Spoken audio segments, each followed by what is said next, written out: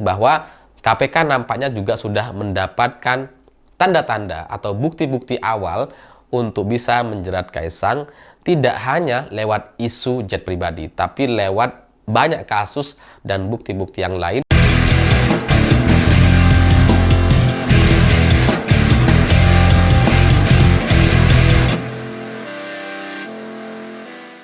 Selamat malam semuanya. Hari ini KPK resmi membatalkan pemanggilan terhadap Kaisang.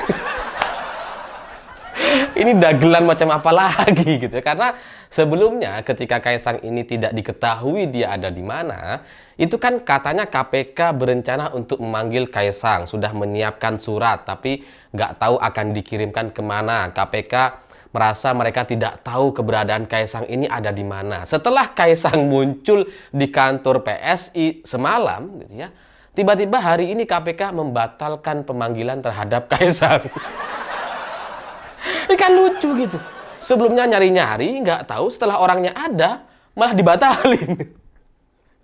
Ya kalau kayak gini terus ya ganti nama aja KPK gitu. Bukan Komisi Pemberantasan Korupsi, tapi Komisi Penyelamatan Kaisang. Biar lebih pas gitu. Bahwa kemudian katanya alasan KPK ini ingin berfokus kepada Direktorat Penerimaan Layanan Pengaduan Masyarakat atau PLPM gitu ya, karena ini cakupannya bisa lebih luas, bisa tidak hanya soal sewa jet pribadi tapi juga bisa hal-hal lain, aktivitas Kaisang di luar soal jet pribadi gitu dan sebagainya gitu. Tapi ini kan butuh waktu yang agak lama. Kan aneh gitu. KPK sudah menyiapkan surat, katanya suratnya sudah di draft, sudah ada, tinggal dikirim. Cuma nggak tahu mau dikirim kemana. Setelah orangnya ada kan harusnya ya kirim aja lah gitu. Kenapa malah dibatalin seperti ini gitu? Bahwa ada kemudian laporan dari masyarakat, laporan dari pihak Maki dan sebagainya, ya silahkan diproses juga gitu. Proses kedua-duanya. Dipanggil juga, suratnya yang sudah terlanjur dibuat itu ya dikirim aja gitu, bukan malah dibatalin seperti ini. Karena kalau hanya berfokus kepada Direktorat Penerimaan Layanan Pengaduan Masyarakat atau PLPM, ini kan ya meskipun cakupannya sangat luas gitu ya, tidak hanya soal sewa jet pribadi tapi bisa juga soal hal-hal lain gitu. Tapi kan ini prosesnya agak lama gitu. Dalam catatan yang saya baca hari ini gitu ya, untuk melakukan proses lewat jalur Direktorat Penerimaan Layanan Pengaduan Masyarakat ini itu dibutuhkan kira-kira waktu sekitar 40 hari lebih, karena verifikasi laporan 2 hari udah selesai sekarang gitu ya, dan kemudian masuk ke dalam tahapan selanjutnya yaitu ditelaah selama 8 atau sampai 14 hari.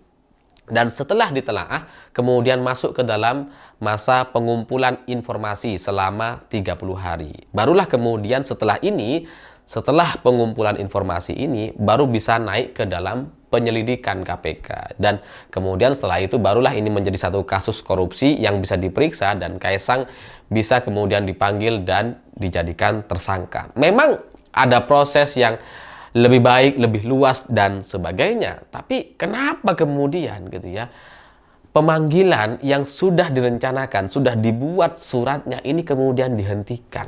Kenapa gitu? Apa karena KPK takut sama presiden, sama bapaknya Kaisang gitu ya? Ya karena kalau melihat dari proses yang sangat lama ini, 30 hari plus 14 hari ini, itu kan dibutuhkan waktu sekitar 44 hari. Bertepatan dengan Pak Jokowi lengser atau sudah tidak lagi sebagai presiden. Apa maksudnya KPK itu takut manggil Kaisang selama Pak Jokowi masih jadi presiden? Atau mau manggilnya itu nanti setelah Pak Jokowi lengser gitu ya. Ya sekali lagi ini bagus-bagus aja gitu ya. Ada laporan dari Maki, laporan dari masyarakat, ya silahkan diproses. Tapi seharusnya rencana atau apa yang sudah dilakukan oleh KPK dengan bikin surat pemanggilan kepada Kaisang untuk melakukan klarifikasi, itu juga harusnya dilaksanakan agar tidak menimbulkan pertanyaan di masyarakat hari ini. Karena orang sekarang jadi bertanya-tanya gitu, KPK maunya apa sih gitu. Sebelumnya Kaisang ketika tidak diketahui tempat keberadaannya gitu ya, KPK berkomentar ya kita mau kirim surat tapi nggak tahu ada di mana. Sekarang orangnya sudah ada, nggak jadi. Malah berharap Kaisang ini melakukan klarifikasi sendiri katanya, nggak usah dipanggil ke KPK. Ya gimana gitu. Lawang Kaisang ngadepin wartawan aja dia nggak berani. Jangankan Kaisang, Pak Jokowi aja sekarang ketika diwawancarai sama wartawan, itu wartawannya wartawan palsu. Cuma foto tangan gini aja gitu. Bukan wartawan yang sebenarnya. Diatur sama istana. Dan mereka bukan wartawan gitu. Apalagi Kaisang gitu. Ngadepin wartawan langsung kabur dia gitu. Jangankan soal klarifikasi. Bahkan untuk urusan kerja aja itu masih dicariin kok. Gimana? Kok disuruh klarifikasi? Harusnya ya KPK ini agak peka lah gitu ya. Bahwa Kaisang atau keluarga Pak Jokowi ini butuh bantuan. Bantulah gitu. Bukan malah disuruh hidup mandiri atau klarifikasi mandiri gitu. Tapi ya bagaimanapun bagi saya 40 hari itu nggak lama. Isu ini masih akan terus bertahan dan entah apa yang akan terjadi di kemudian hari gitu. Karena bagi saya kalau hari ini kemudian dia batal dipanggil oleh KPK, maka ya suka nggak suka dalam bayangan saya pasti ada tekanan kepada KPK sampai kemudian mereka membatalkan rencananya gitu. Karena ya nggak logis aja. Lo udah bikin surat kok gitu. Kalau memang ini sejak awal tidak direncanakan gitu ya, atau sejak awal ini dianggap nggak perlu atau nggak penting klarifikasi, ya harusnya nggak ada pembuatan surat-surat itu.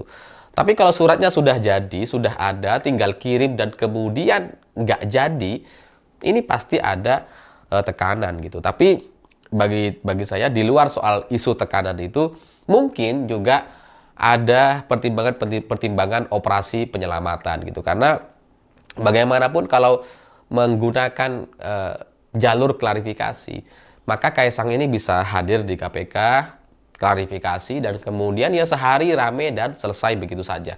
Mungkin gitu ya, dari sisi KPK itu sendiri ada kekhawatiran bahwa isu ini akan cepat selesai dan kemudian dilupakan. Makanya menggunakan jalur yang lebih lama gitu ya, dengan waktu yang cukup lama sampai kemudian Pak Jokowi nanti tidak jadi presiden lagi gitu. Barulah kemudian bisa diproses kasus korupsi ini dan Kaisang bisa dipanggil ke KPK. Tapi kalau tahapan penyelidikan sudah berjalan gitu ya, maka KPK yang baru ini kan KPK nanti akan berganti juga, presiden berganti, KPK yang baru, presiden yang baru, nampaknya nantinya akan lebih mudah untuk memanggil Kaisang kalau tahapannya benar-benar dilaksanakan sampai sekarang. Dan menurut versi KPK memang tahapan penyelidikannya sudah berjalan gitu ya.